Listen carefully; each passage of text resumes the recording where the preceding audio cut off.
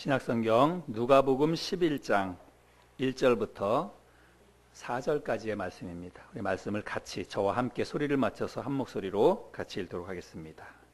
읽겠습니다. 시작. 예수께서 한 곳에서 기도하시고 마치심에 제자 중 하나가 여짜오되 주여, 요한이 자기 제자들에게 기도를 가르친 것과 같이 우리에게도 가르쳐 주옵소서. 예수께서 이르시되 너희는 기도할 때에 이렇게 하라.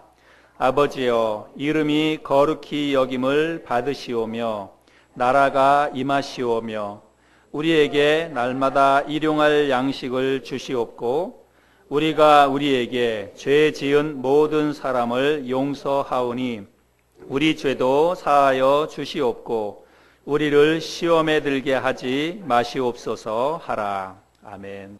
여러분, 지구촌에는 수많은 나라와 수많은 민족이 있지요.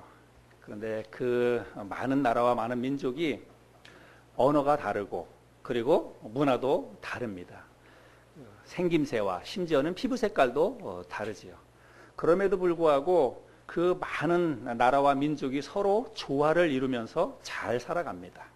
그 이유는 뭐냐면 각기 다른 요소가 많이 있지만 다름을 인정하기 때문에 그렇습니다. 우리가 흔히 하는 말로 다른 것은 틀린 것이 아닙니다. 그래서 다름을 인정할 때 사회가 조화로운 사회를 이룰 수 있다라고 하는 것입니다. 여러분, 우리 교회는 침례교회입니다. 한국에 있는 다른 교회들과 다른 것들이 많이 있습니다. 그 가운데 하나가 예배의 형태입니다. 한국에 있는 많은 교회들이 예배를 시작할 때 주로 사도신경으로 예배를 시작을 하고 끝날 때는 주기도문으로 예배를 마치는 그런 예배 형태를 많이 띠고 있습니다. 그런데 우리 교회는 사도신경으로 예배를 시작하지 않고 끝날 때도 주기도문으로 끝나지 않습니다. 예배 형태가 다른 교회랑 조금 차이가 있지요. 그것뿐만이 아니라 교회의 여러 가지 예배 순서, 그리고 교회의 직분, 그리고 교회의 의식, 다른 교회는 이제 세례식을 하는데 우리는 세례식을 하지 않고 침례교회이니까 또 침례식을 하고, 그다음에 뭐 예배 그 설교하는 그 설교자가 가운을 입지도 않고, 저는 아예 가운 자체가 없습니다. 대부분 이제 뭐 장로교회나 이런 목사님들이 가운을 입고 주로 주일날 설교도 하고 그렇죠. 제가 언젠가 한번 장로교회 목사님들하고 교제할 기회가 있었는데 차를 타고 가면서 침례교회 목사는 저 혼자였습니다. 한 10명 정도가 같이 차를 타고 가는데, 근데 거긴 다 같은 교단의 장로교회 목사님들이셨어요. 근데 그 목사님들 사이에서 이 가운에 대한 논란이 생겼습니다. 그래서 가운파가 있고 그 안 가운파가 있고 그렇게 서로 논란이 생겼어요. 그래서 요즘에는 예배 시간에 꼭 가운을 안 입어도 된다 이렇게 이야기하면서 어떤 한 목사님이 목사님들이 입는 가운이 권위의 상징이다 이렇게 이야기하면서 가운을 입지 말아야 된다 이렇게 이야기를 하는 거예요. 그랬더니 다른 목사님들이, 좀 선배 목사님들이 그 목사님을 일체히 공격을 하면서 목사가 가운을 입지 않으면 어떻게 성도들에게 우리 그 권위를 보일 수 있겠느냐 이런 얘기를 하더라고요. 그러면서 예를 들어서 설명을 하는데, 장례식에 갔을 때 목사가 가운을 입지 않으면, 장례식에서도 장로교 목사님들 가운을 입잖아요. 근데 의식이니까. 근데 장례식에서 목사가 가운을 입지 않으면 성도들하고 어떻게 구분을 하냐는 거예요. 근데 실제로 장례식에 가면 다 까만 양복에 까만 넥타이니까 누가 목사인지 모르잖아요. 그러면서 목사가 적어도 설교 시간에는 몰라도 그런 의식이 있을 때에는 장례식이나 뭐 결혼식이나 이럴 때는 가운을 입어야 된다 이렇게 이야기를 하는 것이었습니다. 제가 그 얘기를 듣고 제가 특별히 거기에 대해서 이야기는 하진 않았지만 저는 이제 나름대로 생각이 좀 다르고 그런 것들이 있었습니다. 제가 이 주일 오전 시간에 우리 교회가 다른 교회랑 다른 것에 대해서 다 설명을 할 수는 없습니다. 제가 오늘 왜 이런 이야기를 하냐면, 오늘 특별히 나누는 본문의 말씀이 우리들이 잘 알고 있는 주기도문에 관한 그런 본문의 말씀이기 때문에 제가 주기도문에 대한 이야기들을 여러분들과 함께 좀 나눠보기를 원합니다. 사실 주기도문이라고 하는 이 용어 자체도 성경에는 없습니다. 근데 사람들이 이제 주기도문이다 이렇게 타이틀을 붙였지요. 후대의 사람들이 그렇게 이름을 붙였습니다. 근데 왜 주기도문이라고 하는 그 이름을 붙였을까요? 이 본문의 말씀, 오늘 읽었던 우리 본문의 말씀을 가지고 사람들이 주기도문이다 이렇게 타이틀을 붙였는데, 왜 그런 타이틀을 붙였느냐면 이것을 사람들이 주님께서 하신 기도 혹은 주님께서 가르쳐 주신 기도문이라고 사람들이 생각을 하기 때문에 여기에 주기도문이라고 하는 타이틀을 붙였다고 하는 것입니다. 그런데 사실 여러분, 이 오늘 본문의 말씀은 주님께서 하신 기도도 아니고 주님께서 가르쳐 주신 기도문도 아닙니다. 여러분 그거를 잘 아셔야 돼요. 오늘 이 본문의 말씀은 배경이 어떻게 되냐면, 주님의 제자들이 모여 있는데 주님의 제자 가운데 한 사람이 주님에게 이렇게 요청을 하는 것입니다. 주님, 우리에게 기도를 좀 가르쳐 주세요. 우리가 기도를 잘할 수 있도록 기도를 좀 가르쳐 주세요 라고 요청을 했을 때, 그 요청에 대해서 주님께서 기도할 때는 이렇게 기도해라 라고 하면서 그 답변을 주신 거예요. 그러니까 기도의 방식을, 한 샘플을 주님께서 보여주셨다고 하는 것입니다. 우리 1절과 2절 말씀을 다시 한번 볼까요? 1절, 2절.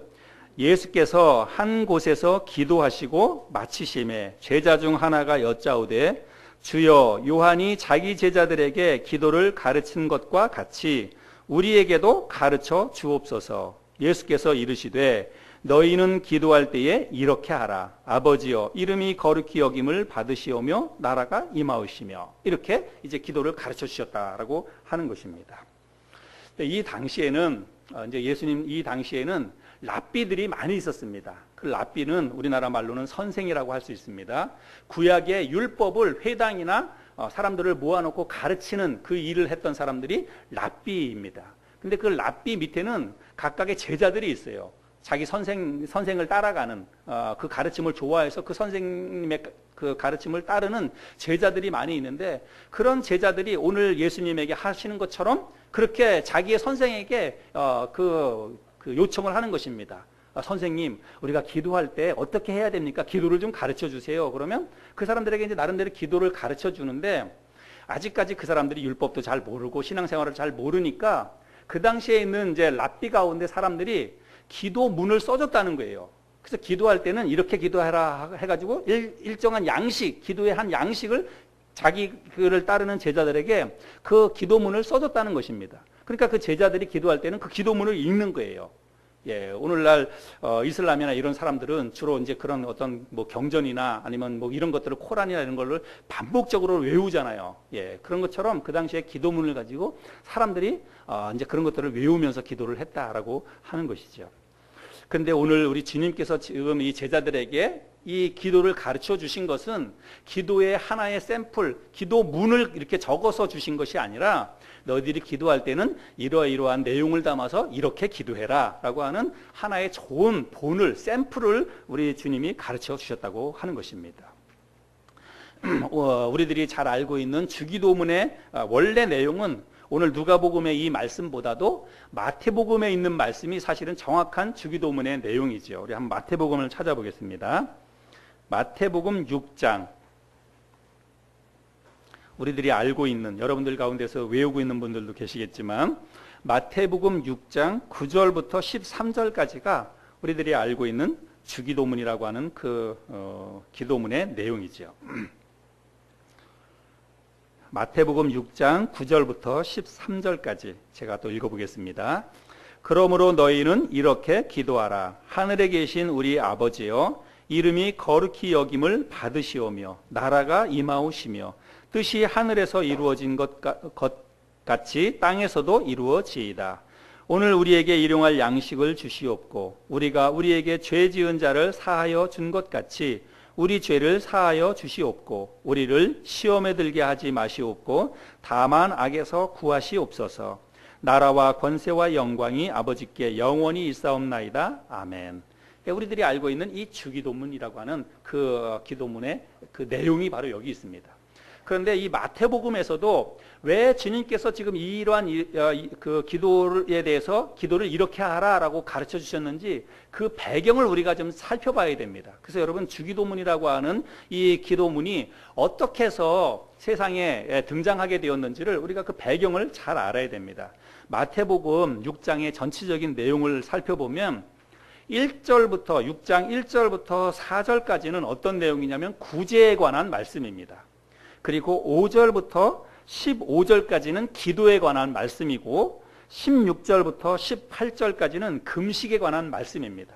그래서 예수님께서 지금 마태복음 그 6장 전체에서 제자들에게 구제에 대해서도 가르쳐 주십니다. 너희들이 구제할 때는 이렇게 해야 된다. 기도할 때는 이렇게 해야 된다. 그리고 금식을 할 때는 이렇게 해야 된다. 그래서 이 세 가지를 가르쳐 주시는 거예요. 그런데 그 세 가지의 공통점이 있습니다. 그거를 할 때 반드시 지켜야 될 공통점이 있어요. 그것은 뭐냐면 사람에게 보이기 위해서 외식하는 것과 같이 하지 말라는 것입니다.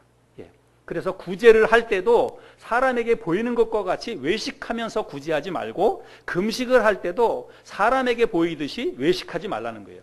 마찬가지로 기도를 할 때도 너희들이 사람에게 보이는 것과 같이 외식하는 형태로 기도하지 말라. 그것을 지금 말씀하고 있는 것입니다. 그러면 5절부터 8절까지를 또 한번 읽어보겠습니다. 마태복음 6장 5절부터 8절까지. 또 너희는 기도할 때에 외식하는 자와 같이 하지 말라. 그들은 사람에게 보이려고 회당과 큰 거리 어귀에 서서 기도하기를 좋아하느니라. 내가 진실로 너희에게 이르노니 그들은 자기 상을 이미 받았느니라. 너는 기도할 때에 내 골방에 들어가 문을 닫고 은밀한 중에 계신 내 아버지께 기도하라. 은밀한 중에 보시는 내 아버지께서 갚으시리라. 또 기도할 때에 이방인과 같이 중언부언 하지 말라. 그들은 말을 많이 하여야 들으실 줄 생각하느니라. 그러므로 그들을 본받지 말라. 구하기 전에 너희에게 있어야 할 것을 하나님 너희 아버지께서 아시느니라. 그렇게 말씀하시고 그러므로 너희는 이렇게 기도하라 라고 하면서 이제 우리들이 알고 있는 그 주기도문의 내용이 지금 등장을 하고 있는 것입니다.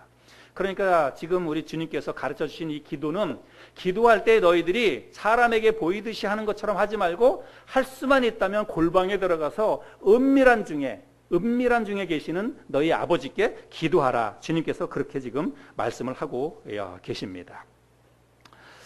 그래서 우리가 이런 말씀들을 종합적으로 이렇게 살펴볼 때 오늘날 교회에서 행하고 있는 그 주기도문의 분위기와는 사뭇 다르다라고 하는 것을 알 수 있습니다. 오늘날 교회에서 주기도문을 하는 것은 주로 예배를 마칠 때 그리고 어떤 공적인 회중 모임을 마칠 때 다 같이 한 목소리로 그렇게 통성으로 그렇게 주기도문을 합니다.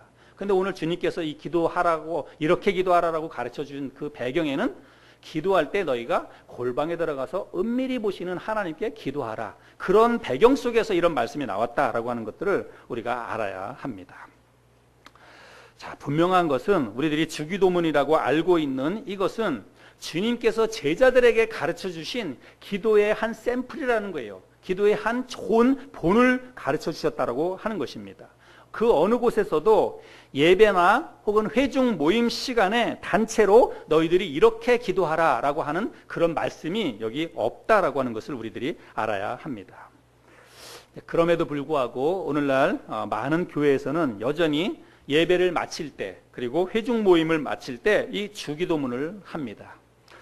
근데 저는 예배를 시작할 때 사도신경을 하는 것은 그래도 나름대로의 어떤 의미는 있다고 생각을 합니다. 우리는 그렇게 하지는 않지만 그 사도신경이라고 하는 것에는 사도들의 신앙을 우리가 본받자, 우리도 그러한 삶을 살자라고 하는 신앙의 고백이 담겨 있는 거잖아요. 그래서 신앙의 고백, 결단 이런 것들을 같이 우리도 그렇게 삽시다. 사도들처럼 그런 믿음의 본을 보여서 삽시다. 이렇게 고백하는 것은 나름대로 의미가 있다고 생각을 합니다. 그런데 저는 예배를 마칠 때 주기도문을 하면서 예배를 다 같이 모여있는 사람들이 주기도문을 하면서 예배를 마치는 것은 이건 제가 조금 납득이 안 간다. 저는 그렇게 생각을 합니다. 사실은 그것보다도 여러분 우리가 어떤 예배를 마쳤을 때 그리고 공적인 모임을 마쳤을 때 우리가 해야 할 기도, 더 간절하고 더 절실한 기도의 제목이 얼마나 많이 있겠습니까? 그렇죠? 그래서 예배를 마쳤을 때 받은 하나님의 말씀에 대한 반응을 가지고 결단하는 개인적인 기도를 할 수도 있고, 모임을 마쳤을 때 정말 내가 나가서 어떻게 살겠다라고 하는 그런 하나님 앞에서 간절한 고백과 결단을 가지고 하나님 앞에 기도할 내용들이 얼마나 많이 있습니까? 그런데 그냥 다 같이 주기도문으로 이런 모임을 마친다. 이거는 제가 조금 납득하기가 어렵다. 저는 그렇게 생각을 합니다. 제가 이렇게 목회를 하다가 보면 가끔 가다가 이제 다른 곳에서 신앙생활을 하다가 교회에 와서 이제 예배나 이런 게 분위기가 다르기 때문에 저에게 이렇게 질문을 하는 분들을 제가 종종 만납니다. 목사님, 왜 이 교회는 주기도문을 안 해요? 이렇게 묻습니다. 여러분들도 아마 그런 그 질문을 받아보신 적이 있을지 모르겠어요. 그럼 제가 반대로 그런 분에게는 이렇게 질문을 합니다. 그러면 왜 여러분은 여러분의 교회에서 왜 예배를 마칠 때 다 같이 주기도문을 하면서 예배를 마칩니까? 제가 반대로 물어봐요. 우리한테 왜 주기도문을 안 합니까? 물어보면 저는 왜 주기도문을 합니까? 이렇게 물어봐요. 거기에 대해서 제가 명쾌한 성경적인 답을 제가 지금까지 들어보지 않았습니다. 여러분에게 한번 그런 질문을 한다면 여러분 뭐라고 대답하시겠습니까? 예배나 어떤 공적인 모임을 마쳤을 때 주기도문을 해야 할 이유가 있다면 여러분 그 이유가 뭘까요? 대부분의 사람들이 제가 그렇게 질문을 하면 성경에 있잖아요. 이렇게 대답해요. 성경에 있잖아요. 성경에 그 기도문의 내용, 그 내용이 있습니다. 말씀은 있습니다. 그러나 주님께서 그렇게 예배를 마칠 때마다 다 같이 그렇게 기도하라라고 하신 말씀이 없다는 거예요. 이것은 주님께서 기도의 어떻게 방식, 하나의 좋은 방식, 기도할 때 들어가야 될 내용들이 이런 것이 있다라고 하는 것을 가르쳐 주신 것이지, 예배를 마칠 때마다 너희들이 함께 모여서 회중 모임을 마칠 때마다 반드시 이렇게 주기도문으로 마쳐라, 이렇게 가르쳐 주신 내용이 아니라는 것을 저와 여러분들이 좀 잘 알았으면 좋겠습니다. 꼭 해야 할 이유가 있다면, 그리고 꼭 해야 한다라고 하는 이 주님의 어떤 명령이나 성경적인 근거가 있다면 당연히 그렇게 해야지요. 우리도 당연히 그렇게 해야 합니다. 근데 제가 그렇게 하지 않는 이유는 뭐냐면 성경에 그런 근거가 없기 때문이라고 하는 것입니다. 자, 그러면 그렇다면 이 주기도문이 아무런 유익도 없나? 또 우리는 이 주기도문이라고 하는 것을 그냥 무시해도 되는 말씀인가? 그럼 절대 그렇지 않다라고 하는 것이죠. 이 말씀 속에는 기도에 관한 정말 중요한 모범과 원리가 담겨 있습니다. 그래서 우리가 이 주기도문이라고 하는 이 말씀을 통해서 우리가 어떻게 기도해야 하는지를 배워야 돼요. 주님께서 지금 제자들에게 뭘 가르쳐 주는 거냐면 기도를 가르쳐 주고 있잖아요. 너희가 기도할 때는 이렇게 기도해야 된다 가르쳐 주고 있지 않습니까? 그래서 우리가 이 말씀을 통해서 우리들도 기도는 이렇게 하는 거구나 라고 하는 것들을 잘 배우고 그것을 실제로 우리가 삶 속에서 실천해야 된다라고 하는 것입니다. 자, 주님께서 가르쳐 주신 기도에서 아주 중요한 원리가 있어요. 그것은 뭐냐면 우리가 기도할 때 가장 먼저 그리고 가장 중요하게 여겨야 될 기도 제목이 있다는 것입니다. 그거는 뭐냐면 하나님의 나라와 하나님의 영광을 위한 기도를 우선적으로 해야 된다는 것입니다. 자, 우리 먼저 오늘 그 본문 말씀을 보면 누가복음 여러분 2절을 한번 다시 보겠습니다. 11장 2절에 보면 예수께서 이르시되 너희는 기도할 때에 이렇게 하라. 아버지여 이름이 거룩히 여김을 받으시오며 나라가 임하시오며. 자, 이 말씀 2절 말씀이고 그 다음에 여러분 누가복음에 가서도 보면 조금 더 좀 자세하게 나와 있는데 누가복음 6장 다시 9절 10절에 보면 그러므로 너희는 이렇게 기도하라. 하늘에 계신 우리 아버지여 이름이 거룩히 여김을 받으시오며 나라가 임하시오며 뜻이 하늘에서 이루어진 것 같이 땅에서도 이루어지이다. 자, 이 말씀에 보면 기도할 때 이렇게 기도하라라고 하시면서 주님께서 가르쳐 주신 것은 너희가 먼저 하나님의 나라와 하나님의 영광을 위해서 기도하라라고 가르쳐 주셨다는 것이죠. 근데 여러분 우리의 기도를 한번 살펴볼까요? 여러분 기도할 때 주로 어떻게 기도하는지 여러분의 기도를 한번 지금 생각해 보시기를 바랍니다. 우리의 기도는 아마 주로 필요로 시작해서 요청으로 끝나지 않나 이런 생각을 하게 됩니다. 그냥 내 삶에 있어서 이러한 피로들을 쭉 나열하고 하나님 이걸 응답해 주세요. 들어주세요. 해결해 주세요. 우리가 그렇게 기도하지 않는가 이런 생각을 합니다. 근데 여러분 만약에 우리가 기도할 때에 가장 먼저 지금 하나님의 나라와 하나님의 영광을 위한 기도가 우리의 기도 가운데 가장 우선순위에 오지 아니하고 가장 먼저 우리가 그렇게 기도하지 않는다면 우리는요 기도를 처음부터 다시 배워야 합니다. 우리가 기도를 다시 배워야 돼요. 오늘 이 말씀은 우리가 알지 않습니까? 이 말씀은 주님께서 지금 제자들이 기도를 어떻게 해야 합니까? 라고 물어봤을 때 그 질문에 대해서 주님께서 기도는 이렇게 하는 것이란다 라고 기도를 가르쳐 준 거예요. 이거는 마치 이런 것입니다. 우리 엄마가 어린 아이들에게 뭐라고 가르칩니까? 얘야, 어른을 만났을 때는 어른에게 공손히 인사하는 것이란다. 어른을 보고 얼굴을 보고 그냥 멀뚱멀뚱 있으면 안 되고, 어른을 봤을 때는 손에 배꼽에 손을 올리고, 예, 안녕하세요, 예, 이렇게 인사를 하는 것이란다. 공손하게 인사하는 것이란다. 마치 그 엄마나 아빠가 자기 자녀에게 인사를 가르쳐 주는 것처럼, 길을 가다가 길을 건너갈 때는 횡단보도에 반드시 파란불이 들어와 있을 때 길을 건너야 된단다. 부모가 자식들에게 그런 걸 가르쳐 주지 않습니까? 마치 그런 것처럼 지금 주님께서 자기의 제자들에게 기도를 가르쳐 주고 있는 거예요. 기도는, 너희가 기도할 때는 기도는 이렇게 해야 된다라고 기도를 가르쳐 주는 거예요. 그런데 우리가 우리의 기도를 살펴봤을 때 주님이 지금 제자들에게 가르쳐 준 것과 같이 그렇게 기도를 하지 않는다면 우리는 지금 기도를 잘못 배웠다는 것입니다. 기도를 지금 잘못하고 있다는 거예요. 그래서 우리가 이 주님이 가르쳐 주신 기도 가운데 가장 우선순위, 가장 첫 번째 와야 될 것은 하나님의 나라와 하나님의 영광을 위한 기도를 우리가 해야 한다는 사실입니다. 그래서 저와 여러분들이 이 기도를 잘 생각하면서 우리가 기도할 때마다 정말 하나님의 이름이 우리 중에 거룩히 높여지도록, 하나님의 나라가 우리들 가운데 임하도록, 하나님의 뜻이 나의 삶을 통해서, 그리고 우리의 삶을 통해서 하나님의 뜻이 이루어질 수 있도록 우리가 이런 기도를 해야 된다는 거예요. 이게 정말 영적으로 더 성숙한 사람들의 기도라고 하는 것입니다. 우리 자신들의 기도를 잘 돌아보고 우리가 이렇게 기도하지 않았다면 오늘 이 시간 이후부터 우리가 기도할 때 항상 하나님의 나라와 하나님의 영광을 위한 그 기도를 빼놓지 말고 가장 중요하게 마음속에 담고 기도할 수 있는 저와 여러분들이 될 수 있기를 바랍니다. 두 번째, 기도는 매일의 양식과 삶의 필요를 위해서 기도해야 합니다. 우리 마태복음을 찾았으니까 마태복음 6장 11절 말씀해 보면, 오늘 우리에게 일용할 양식을 주시옵고, 이 말씀 가운데에서 중요한 것은 오늘이라고 하는 단어입니다. 오늘. 그 다음에 누가복음에서는, 누가복음 11장 3절에서는 우리에게 날마다 일용할 양식을 주시옵고, 여기서 중요한 것은 날마다입니다. 날마다. 여러분, 날마다 일용할 양식을 주시옵고, 또 오늘 우리에게 일용할 양식을 주시옵고, 이렇게 기도하라 주님께서 가르쳐 주셨는데, 요즘도 지구촌에는요, 오늘의 양식이 없어서 굶어 죽는 사람들이 수도 없이 많습니다. 제가 이 설교를 준비하면서 이 통계 자료를 찾아봤는데 가장 최근의 통계 자료는 2015년 자료입니다. 근데 2015년도 통계 자료를 보니까 지금도 이 지구촌에서는요, 1초에 5명의 어린이가 굶어 죽는다고 합니다.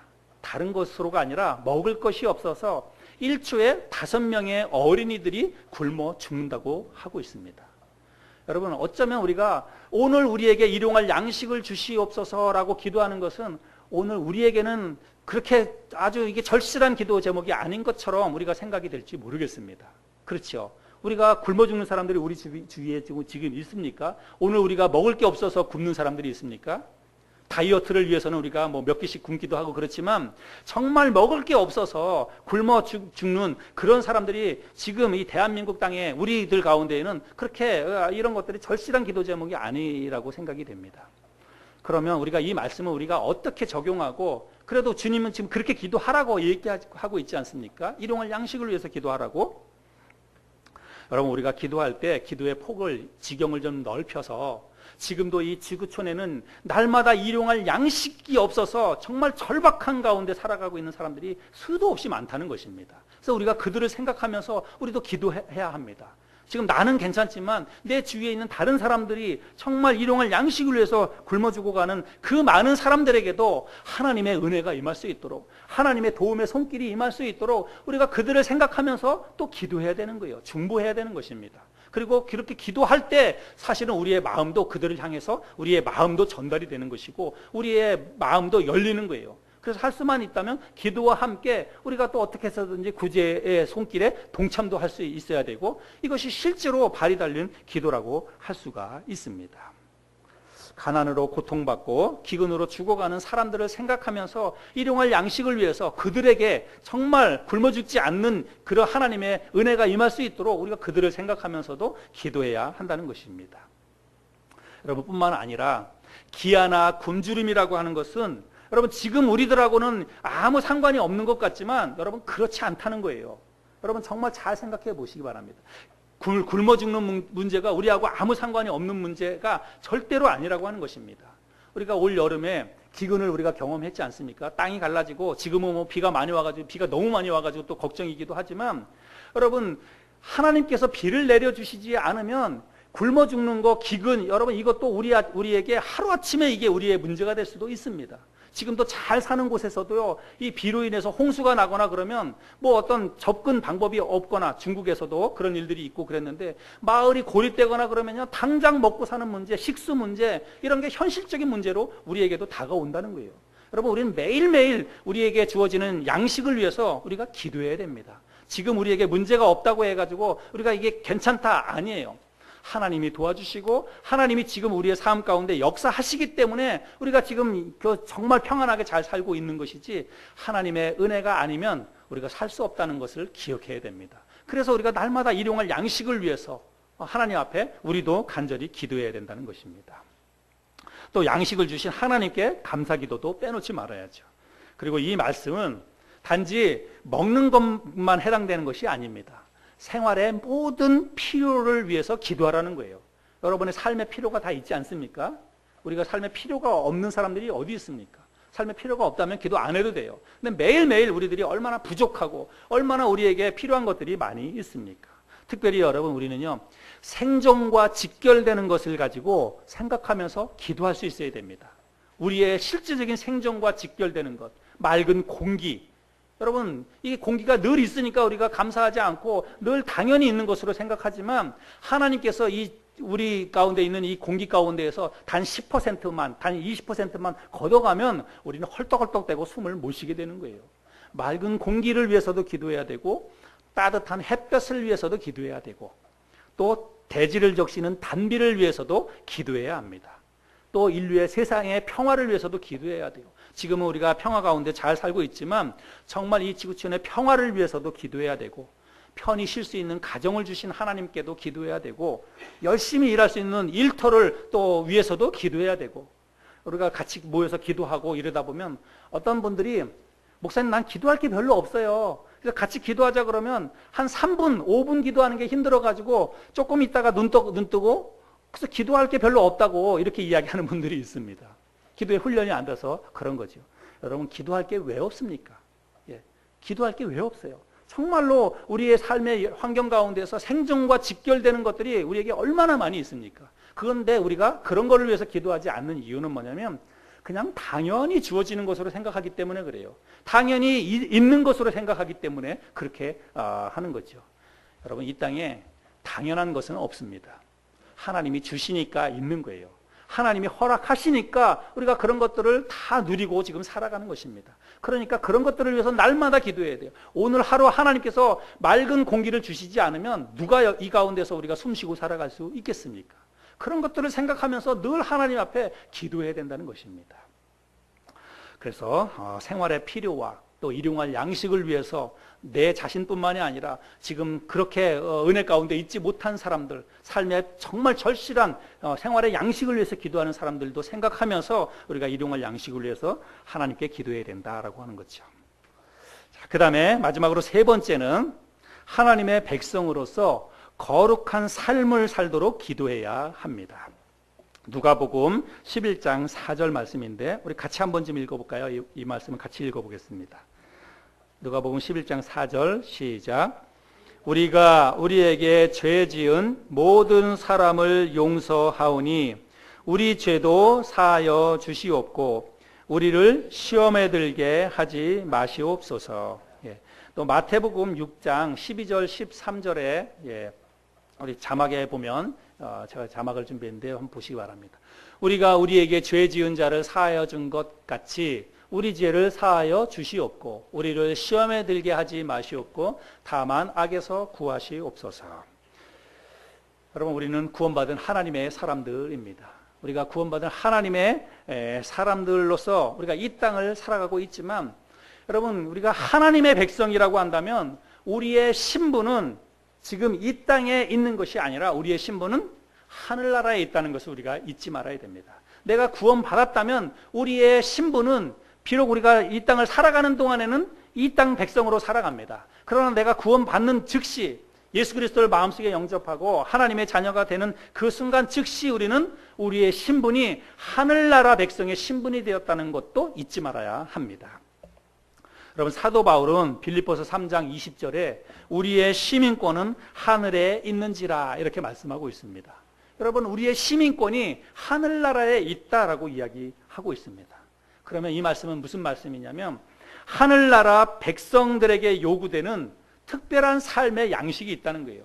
내가 내 시민권이 하늘에 있다라고 하는 것은 하늘나라 백성답게 내가 살아가야 될 책임과 의무가 따른다는 것입니다.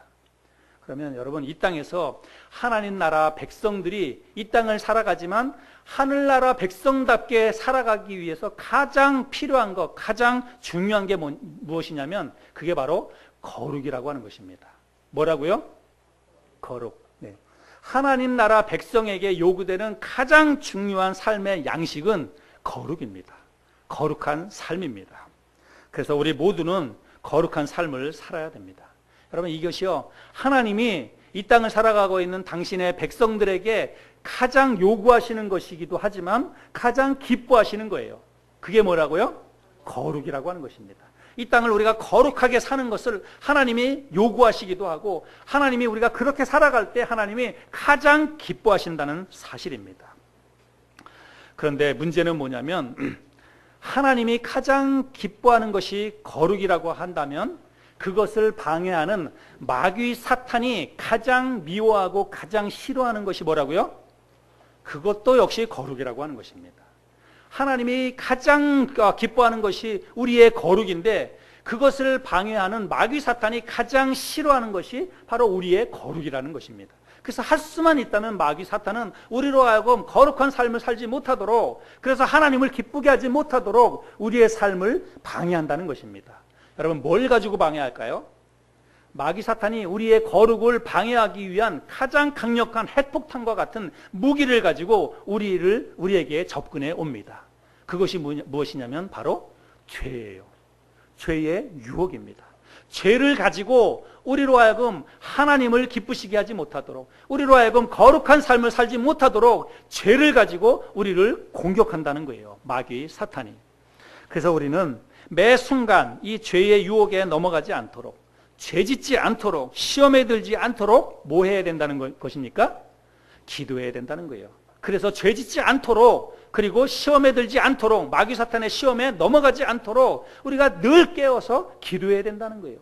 우리가 맨날 내 피로만을 위해서 이거 해달라 저거 해달라 그런 기도에서 좀 벗어나서 내 자신이 정말 하나님이 기뻐하시는 거룩한 삶을 살기 위해서 죄짓지 않도록, 죄의 유혹에 넘어가지 않도록 그런 기도를 우리가 할 수 있어야 된다는 그런 말씀입니다. 특별히 여러분, 죄와 연관지어 가지고 요한일서 3장 15절에 보면 형제를 미워하는 자마다 살인하는 자니, 이런 말씀이 있습니다. 여러분도 들어보셨을 것입니다. 여러분, 형제를 미워하는 것, 사람을 미워하는 것이 죄라고 이야기하고 있습니다. 근데 우리는 그렇게 잘 생각하지 않아요. 사람 미워하지 않고 살 수 있는 사람이 어디 있냐고. 우리의 마음의 감정에 미움이라고 하는 감정이 있는데 어떻게 사람 미워하지 않고 어떻게 살 수 있냐고. 아니요, 살아야 됩니다. 미워하지 않고 살아야 돼요. 하나님이 말씀하시기 때문에. 하나님께서는 형제를 미워하는 자마다 그 미움을 가지고 뭐라고 얘기하냐면 살인하는 것이다 라고 이야기합니다. 그만큼 사람을 미워하는 것이 하나님이 싫어하시는 죄라는 거예요. 그런데 마귀 사탄은 우리에게 그것을 가지고 우리로 하여금 거룩한 삶을 살지 못하도록 죄짓도록 만든다는 것입니다. 꼭 어떤 유혹을 가지고 어떤 그 도덕적인, 윤리적인, 성적인, 재물의 어떤 유혹, 그런 것만 가지고 우리를 공격하는 것이 아니라, 여러분, 우리로 하여금 사람과의 관계 속에서 사람을 미워하도록 만든다는 것입니다. 그래서 그 사람을 미워하도록 만들므로 인해서 우리의 거룩을 파괴시키고 하나님과의 관계를 단절시키는 것이 마귀의 전략이라고 하는 거예요.